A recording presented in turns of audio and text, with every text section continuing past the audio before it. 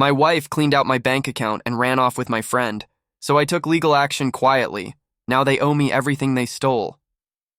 I'm a 33-year-old guy, and for most of my marriage, I genuinely thought I'd won the life lottery. I had a beautiful wife, Claire, smart, funny, and the kind of woman who made everyone feel seen when she spoke to them. And then there was Jason, my best friend since middle school. We'd been through everything together: teenage chaos, college struggles, and adulthood responsibilities. The three of us were inseparable.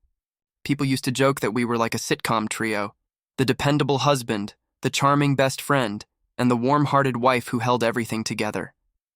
Life felt steady. I had a good job in logistics. Claire worked remotely as a designer, and we'd been saving every spare dollar for a small home outside the city.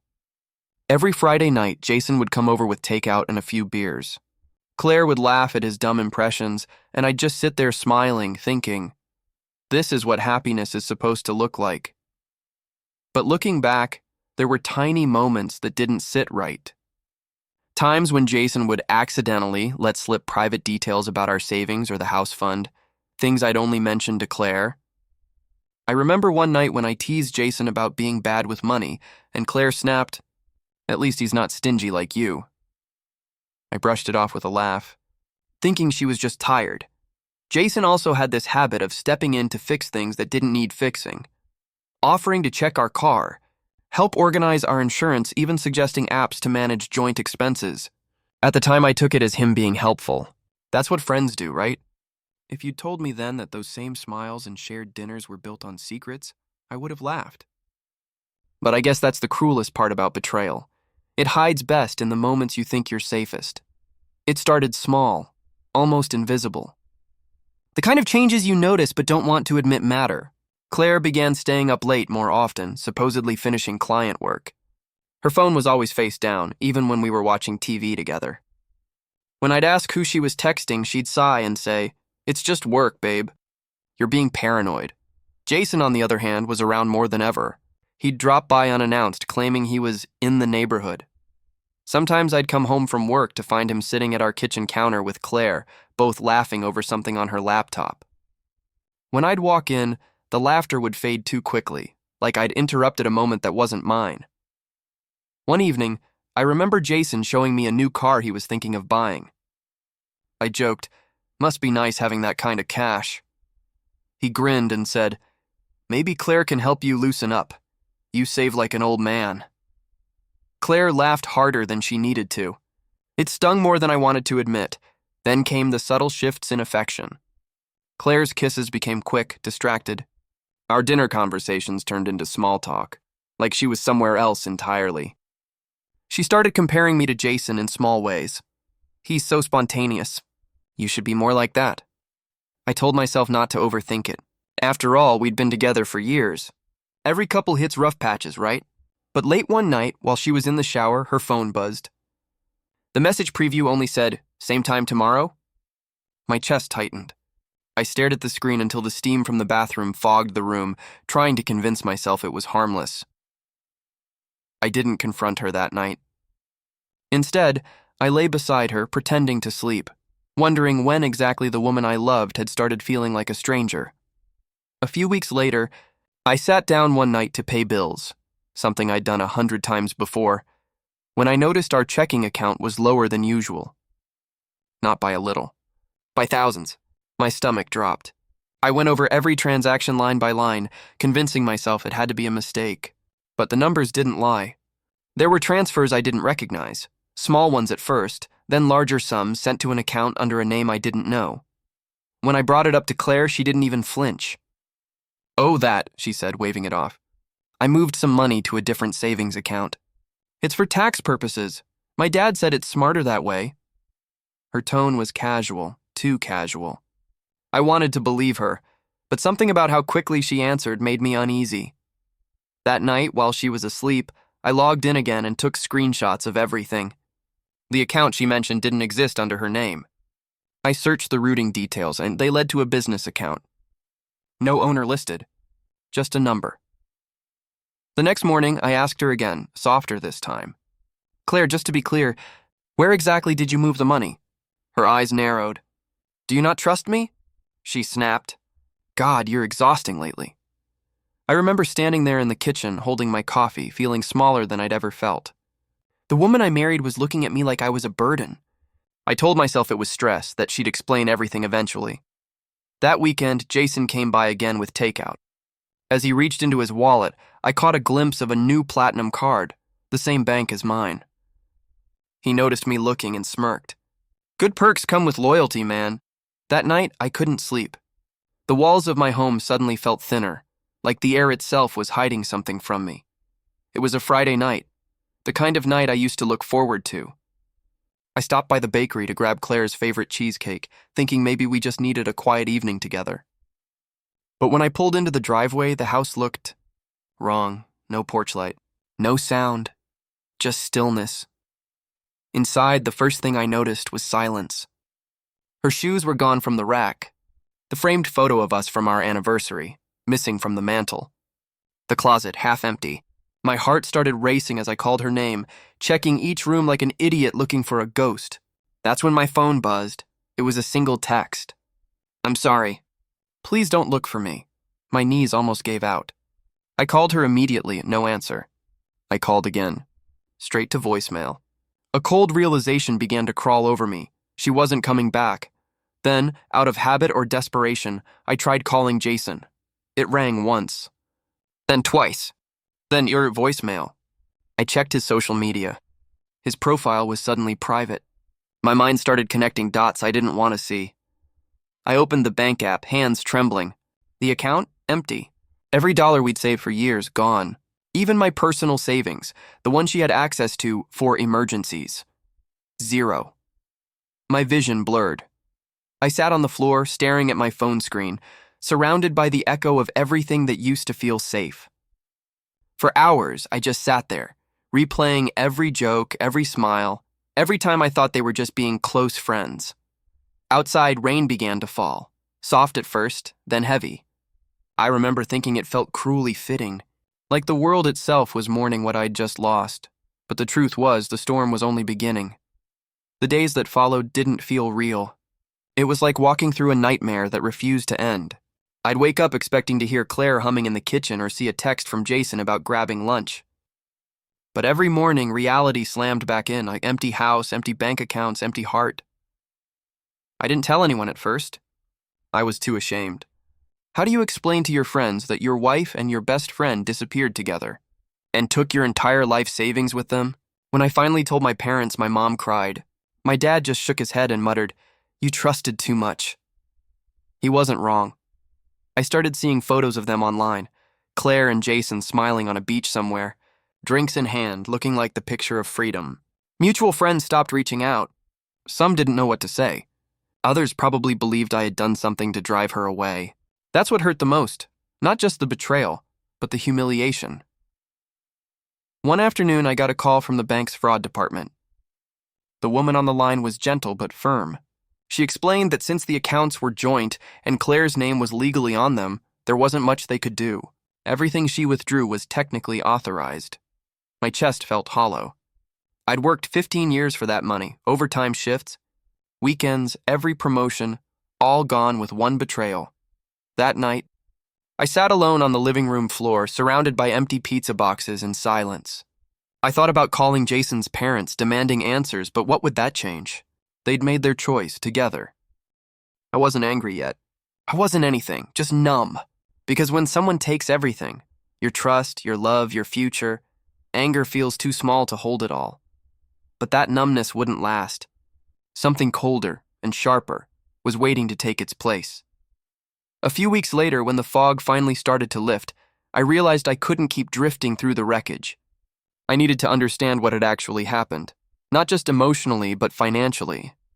So I made an appointment with a lawyer, mostly for advice on whether I had any legal ground to stand on. Sitting across from the attorney, I laid everything out, the empty accounts, the joint signatures, the transfers to unknown destinations. He listened quietly, then leaned forward and asked, "Do you still have the transaction records?" I nodded and slid him a folder of screenshots I'd printed that night when I couldn't sleep. He flipped through them, his expression shifting from neutral to intrigued. "This isn't just a domestic issue," he said. These transfers, some of them were co-signed digitally. That's fraud, I frowned. Co-signed? By who? He turned the page toward me and pointed to an entry, a business account tied to Jason's name. My pulse quickened. He helped authorize these transfers, the lawyer said, tapping the paper, which means if your wife used those funds under false pretenses, they both committed financial misconduct. Something inside me shifted. The numbness I'd been living in started to crack, replaced by a strange, focused calm. So, you're saying I can go after them? I asked quietly. He smiled slightly. Oh, you can do a lot more than that. That was the moment it clicked. Revenge didn't have to be loud or violent. It didn't need screaming or confrontation. It could be patient, surgical. If they wanted to play dirty, I'd play smarter. I walked out of that office with a folder full of proof and a new sense of purpose. For the first time in weeks, I didn't feel broken. I felt ready. They thought they'd taken everything. But they'd forgotten the one thing I still had, the truth. From that day on, I stopped thinking like a victim. I stopped replaying old memories, stopped checking their profiles, stopped crying over what I'd lost. Instead, I began collecting everything. Every receipt, every transfer, every email that even hinted at a shared account or digital signature. My lawyer told me to stay quiet. No warnings, no confrontations, no social media rants. The less they know, the deeper they dig themselves, he said. So that's exactly what I did. I played the long game.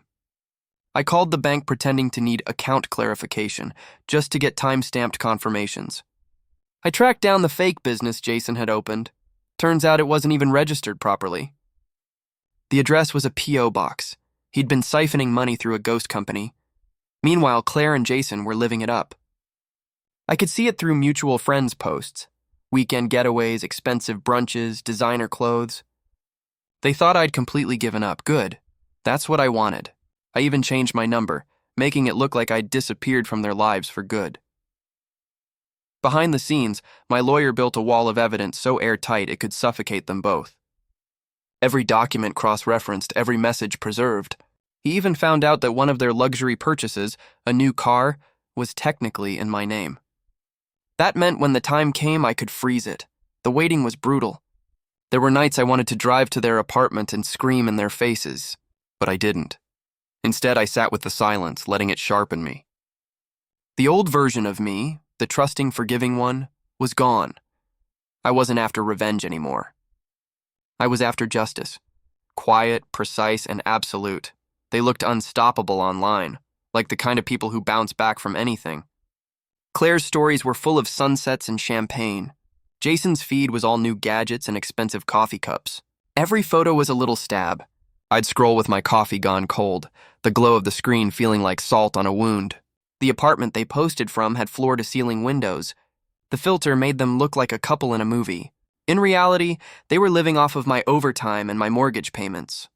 I watched them burn what they stole with a strange mix of fury and something quieter. Pity disguised as strategy. Photos don't show the late-night fights, the texts turned sour, the way debt gnaws under designer clothes. But I didn't comment. I kept my face calm at work, kept my voice steady when clients called. Behind that calm, my lawyer and I were mapping their every move. One evening, a mutual friend called me, voice low, hesitant. They're renting a place downtown, she said. But people are saying Jason's company hasn't paid vendors. Heard whispers he bounced a few checks. I didn't react aloud. I thanked her and hung up, heartbeat even, palms steady. Inside, something satisfied uncoiled. The high life rarely hides poor accounting for long. A week later, I drove past the neighborhood their posts showed. The building glinted in the sun, glass and steel. I parked 2 blocks away and watched for 30 minutes, pretending to be a tourist. Jason's car, the one my lawyer flagged as registered under my name, was in the garage. Claire walked out with sunglasses and a smile that used to mean home. They kissed in the lobby like tourists showing off. I almost laughed out loud. Almost. On my drive back, I stopped at a red light and noticed an unfamiliar notification on my phone, an alert from a vendor collection agency about a delinquent account tied to a business name I recognized from the transfers. My throat went dry. The word delinquent echoed in my head, and for the first time in months, I felt something like real hope rise, but hope is a dangerous thing when the next move could change everything. It started with silence. the kind that doesn't announce itself but lands like a hammer. My lawyer filed everything in one go: fraud, theft, misuse of shared assets, forgery. We had enough paper trail to sink a corporation, let alone two careless thieves playing house on someone else's dime. The first blow landed when Jason's business accounts were frozen. I wasn't there, but I heard through someone mutual that he found out during a client pitch, tried to swipe his card for coffee and got declined. Claire, on the other hand, received her summons via certified mail. My lawyer made sure it arrived midday, likely while she was posting another filtered brunch photo. Their online world went dark almost overnight. Posts vanished. Stories stopped. Mutual friends who once danced around the topic started messaging me, not to apologize but to ask what the hell happened. The best part? Jason's precious new car, the one I was still technically the legal owner of, was repossessed within 72 hours. The silence must have broken when he walked into an empty parking spot and realized he wasn't untouchable anymore. Claire tried calling me once. Just once, I let it ring, then blocked the number. I wasn't seeking closure. I was seeking consequence. A week later, I sat across from my lawyer in court, tie knotted tight, heart steady. They sat on the other side, pale, tired, smaller than I remembered. Jason kept shifting in his seat. Claire couldn't look at me. I didn't say a word. The documents did all the talking. And the judge, he didn't need convincing. The law was clear. They'd stolen from me, lied to the bank, and misused legal trust, everything. They built on my back was about to come crumbling down, brick by fraudulent brick. And I hadn't even raised my voice. You can always tell when someone's life is falling. Apart, not by the noise, but by the quiet. Jason and Claire disappeared from every platform. No life update post, no carefully worded statement, just gone. Friends started reaching out with stories. Jason bailed on a freelance job. Claire ghosted a client who already paid. The couple everyone once envied had become cautionary tales. I wasn't celebrating. Not exactly. But there was something deeply satisfying about watching their house of cards collapse, knowing I didn't have to lift a finger to push it over. Jason's parents, who had once treated me like a second son, reached out. His mom left a voicemail, her voice shaking. I don't know what's going on, but please, if there's anything we can do. I never called back. Claire's sister DM'd me to say she was so sorry and never liked Jason anyway. People always find their conscience once the ship starts sinking. The court froze most of their assets. That new apartment? Turns out the lease was under Claire's name, but the deposit was paid from the joint savings before she left. My lawyer flagged it. They now owed me that amount plus interest. We saw each other again at a second court hearing, a short one about asset division. Claire sat stiff, her makeup failing to hide the exhaustion. Jason tried to smirk when I walked in, but it faded the second he saw the stack of files my lawyer carried. When it ended, I didn't wait around. I walked past them like strangers. Claire opened her mouth to speak, maybe to explain, maybe to apologize. I didn't care. I just kept walking. Because in that moment, I realized something deeper than anger. They weren't worth the weight I'd been carrying, but they were going to carry every dollar of debt they dumped on me. And then some. The final ruling came in a thick white envelope. I sat on my kitchen counter, unopened mail scattered around me, the smell of burnt coffee in the air. I held that envelope like it weighed 50 pounds. When I finally tore it open, I didn't even read the whole thing at first. My eyes zeroed in on the words, restitution awarded. Full financial damages. Court-approved enforcement. I let out a breath I didn't know I'd been holding for months. Claire and Jason were legally ordered to repay every dollar they stole, plus penalties. Jason's fake business was dissolved. Claire's name was blacklisted from opening new lines of credit without oversight. Every financial move they made for the next 5 years would be monitored. The judge didn't hold back. You didn't just rob a bank, he said during closing remarks. You robbed a man of peace, security, and trust. And that carries weight in this courtroom. I didn't need revenge anymore. This was revenge. Clean, enforceable, permanent. With part of the restitution, I relocated. Nothing dramatic, just a quiet apartment in a quieter town. I started a small consultancy gig, just enough to keep me busy. I wasn't trying to rebuild the same life. I was trying to build a new one without ghosts in the walls. Sometimes I still get emails from creditors trying to reach Jason, or Claire's name pops up in a background alert. I archive them all, not out of pettiness, but to remind myself that justice doesn't always scream. Sometimes it just sits, steady and calm, like a truth no one can bury. They thought they'd buried me. Instead, they built my foundation. It's strange looking back now. The man I was before all this, trusting, forgiving, maybe a little naive, doesn't exist anymore. But I don't hate him. He loved deeply. He believed in people. He didn't see betrayal coming because his heart didn't work that way. But the man I am today, he sees everything. He doesn't just listen to words, he watches patterns, silences, gut instincts, and he never hands over trust without a receipt. I've come to believe that betrayal is a strange kind of teacher. It doesn't whisper, it rips you open, makes you rebuild from scar tissue. And if you let it, it turns you bitter. But if you fight, if you choose not to let it win, it turns you sharp, unbreakable. I don't follow Jason or Claire anymore. Haven't for months. I don't care where they are, who they're with, or whether they ever apologized. That chapter is closed, not because they deserve forgiveness, but because I deserve peace. Sometimes I walk by a cafe and see a couple laughing, leaning into each other like nothing else matters. And for a second, I remember what it felt like to believe in that. Then I remember who I am now. Not someone who's afraid to love, but someone who won't be blindsided again. I met someone recently. It's early. Coffee dates, shared playlists, unspoken promises. She doesn't know the whole story yet, and she doesn't need to. When the time is right, I'll tell her, not because I want her to feel sorry for me, but because she deserves to know who she's standing beside. My mom once told me, "Karma takes her time, but she never forgets." Turns out, neither do I. But now I carry the memory without letting it carry me, and that's real freedom.